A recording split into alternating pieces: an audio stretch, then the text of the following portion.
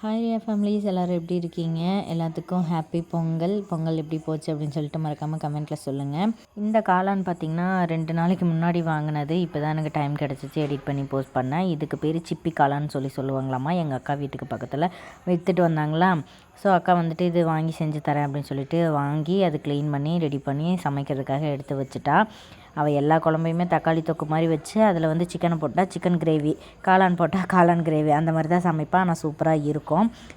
எங்களுக்கு பார்த்திங்கன்னா இந்த வருஷம் வந்துட்டு பொங்கல் நியூ இயர்லாம் கிடையாது. ஏன்னா மாமனார் இறந்ததுனால அதெல்லாம் நம்மளால் கொண்டாட முடியாதுல்ல. அதுவும் இல்லாமல் அடப்பு இருக்கனால ஒரு 3 மாதத்துக்கு வந்து சூடாக எரியும்.